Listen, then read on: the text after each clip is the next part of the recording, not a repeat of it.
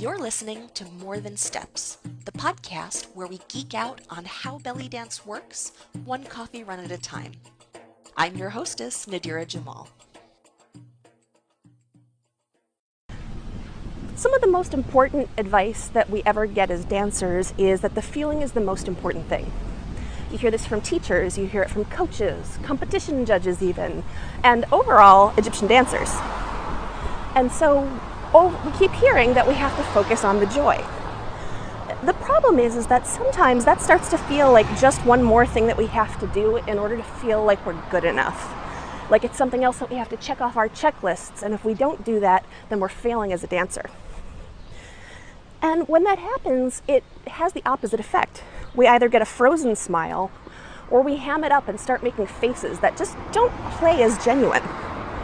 When we try and telegraph our joy instead of feeling it, it turns into the cartoon version of the feeling. So what can we do about that?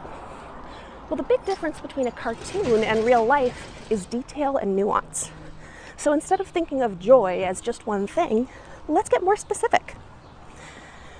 When I was playing around with this idea, I realized that I could think of 4 types of joy: emotional, artistic, physical, and interpersonal. Emotional joy is what we think of as joy, right? It's happiness, excitement, or tenderness, things that we would label as feelings. But there's also artistic joy, and that's the satisfaction of having an artistic experience. It's when you feel clever for catching a nuance in the music, or when you feel playful about how you use your movement vocabulary to express it, or just the simple joy of expressing what you're feeling in the first place.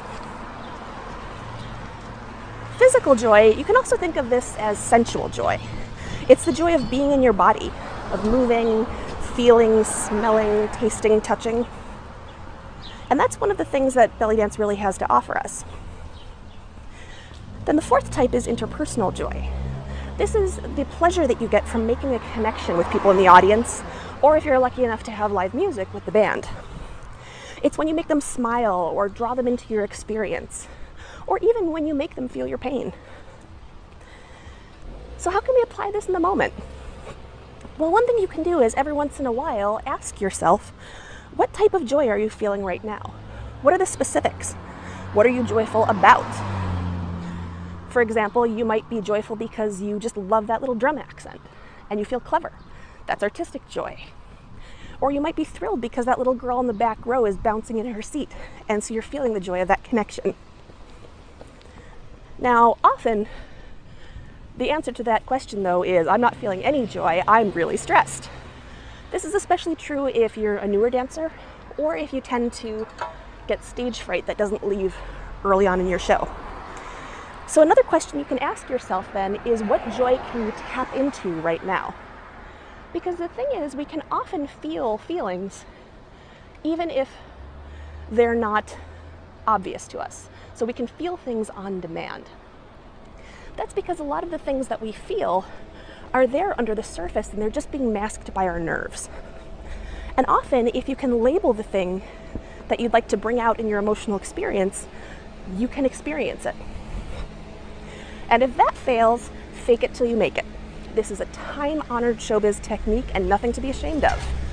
If you choose to fake whatever feeling you feel would be most authentic to you right now if you weren't having such a tough time, often that becomes the truth, because we are what we repeatedly do. I'm pretty sure that quote is from Aristotle, but I'm walking, so I can't confirm it. And the thing is, even if you never actually feel that, if you spend your entire show freaked out and stressed, just the fact that you're being more specific about what you're trying to express is going to make it more believable. And that's going to make it better for your audience and better for you. So next time you're on stage and trying to focus on the joy, ask yourself, what are you joyful about? What could you be joyful about? Or what do you need to pretend to be joyful about? And that can make the difference between expressing Donald Duck and expressing the real you. Expression is something that we talk about in my video, Expression in Improv. Now, I don't talk about this very much because I created it as a bonus for my Improvisation Toolkit Volume 1 DVD. But it's available both separately and as part of the DVD package at bellydancegeek.com/store.